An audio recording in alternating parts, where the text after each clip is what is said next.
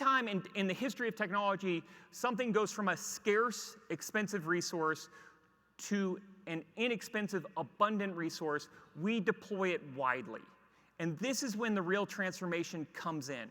It isn't the first order effects. It isn't the adoption of the technology. It isn't making something from analog to digital.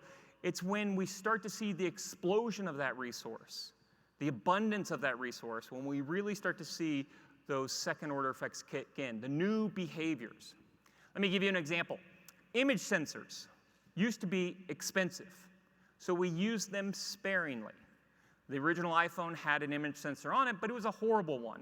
In fact, when Steve Jobs talked about the iPhone at the introduction, he talks about how the iPhone combined 3 products into one. But he never mentions one of those products being the camera because it wasn't very good, and it wasn't a replacement at that time for the camera. Over time, image sensors get better. They get more abundant. They become less expensive. And so we start to deploy them widely. And now, not only do we include an image sensor on the back of your phone, but we start to include an image sensor on the front of your phone. What happens in society when we start to include an image sensor on the front of smartphones? Selfies, right? Now, we could argue whether that's a good thing or a bad thing. More people die every year, you know this, taking selfies than in shark attacks. You can think about that the next time you're at the beach trying to take a selfie, be your meta experience. So maybe it's a bad thing.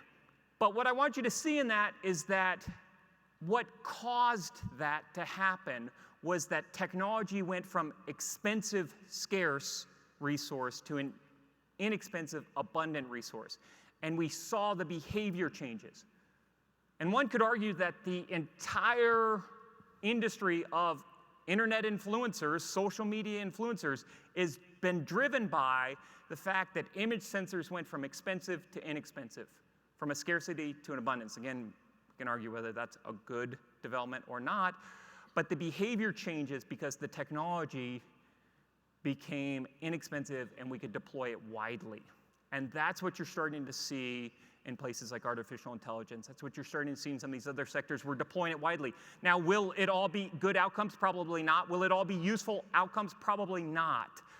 But it will cause behavior changes. It will cause us to do things differently. It will open up entirely new industries. It'll open up entirely new ways of interacting and doing business. And that's what you should start to look for.